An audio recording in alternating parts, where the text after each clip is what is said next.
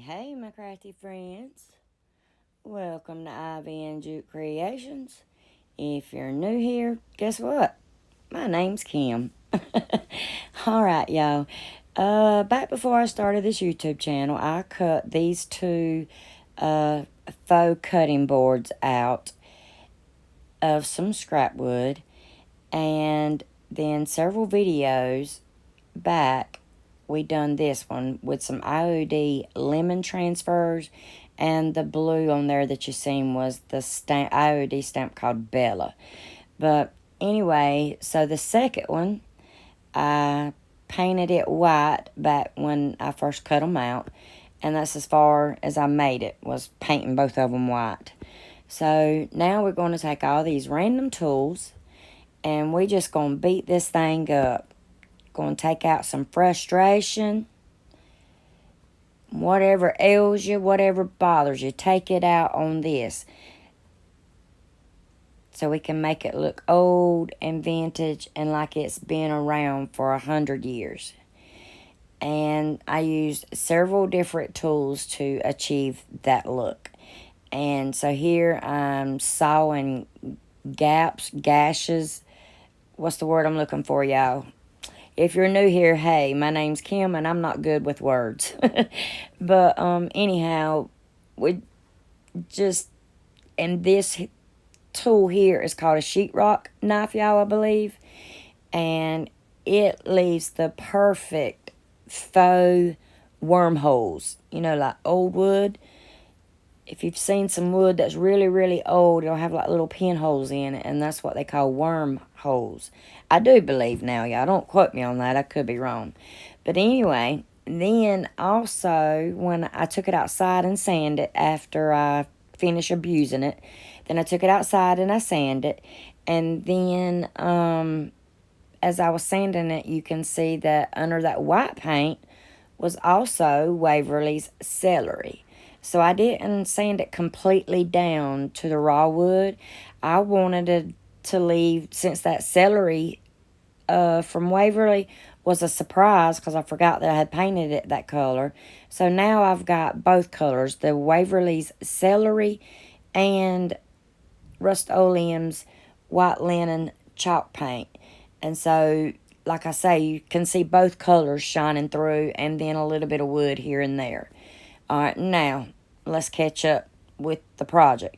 Now, back inside, I'm taking Waverly's Antique Wax, and I'm just taking my brush, and I'm rubbing it like painting it all over, and then stippling down in the holes, trying to get the antique wax to settle down in all the holes that I've made with the sheetrock knife, with the saw, you know, the gouges in the wood. I think gouges is the right word, y'all. I don't know.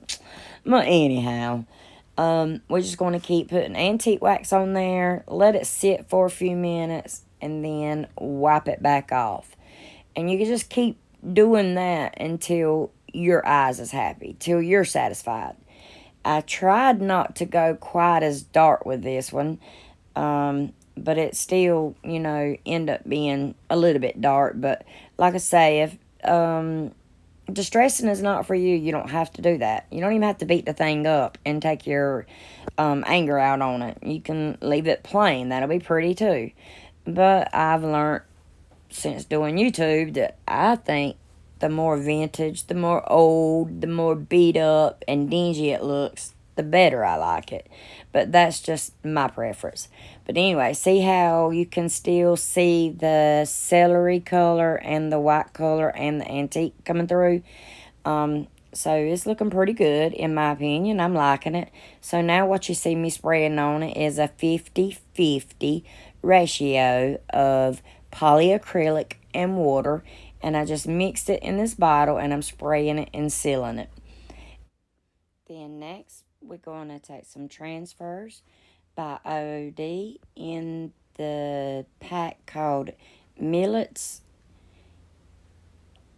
Millots. I'm probably butchering how you say that, but anyhow, and if you need any IOD supplies, decoupage paper, whatever, please click on the link down in the description box, and I'll also put it in a pinned comment. and go to Decoupage Central and get your IOD supplies, your decoupage rice paper, Royce Cycle, Pent Art, all your crafting supplies, y'all. Use the link, like I said, use the link down in my description box. And you want to check out her new release, Miss Jonelle's new Christmas release, the rice paper, because it is selling out quickly. So y'all don't forget to use the link and go check her out. And I'd appreciate it, and I know she will. Alright, y'all, so then next I cut out several of the rub-on transfers that I thought I wanted to put on there. And then I played with placement and all that good stuff. Excuse me, y'all, I'm sorry. And then next, we're just going to start putting down these rub-on transfers. If you're new to rub-on transfers, Iron Orchid Designs has them. Amazon has them. And basically, they come on this clear carrier sheet. You place it down on a sealed project, preferably. Sealed with big top, like polyacrylic and stuff like that. Or at least wait until your paint's dry, like 24 hours, something like that. And it makes the rub and the transferring process a whole lot easier. But anyway, then you place it down. You take the stick and you rub. And you pick it up slowly to make sure everything transferred. And if you would like to support the channel, please know it's not required, but buy me a coffee link will be in the description box. And I appreciate everything that y'all do.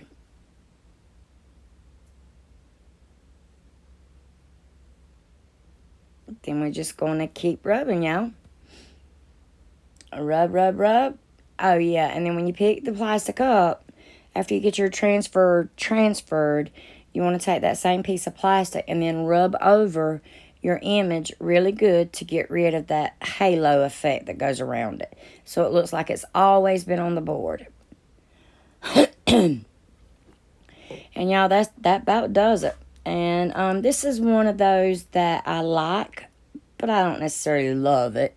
It ain't like all that and a bag of chips, you know what I'm saying? But I do like it. And who's excited about the new IOD release coming out Tuesday, y'all? I am. You know this girl is. And if y'all purchase anything, make sure y'all go to the link that I have in the description box to order the new release. And I would appreciate it. All right, y'all. Don't forget to let me know what you think of this project. If you like it, love it, or hate it. Don't forget to leave down in the comments what you're thankful for. I'm thankful that God's mercies are new every morning. Y'all don't forget to like, comment, subscribe, share. I love y'all.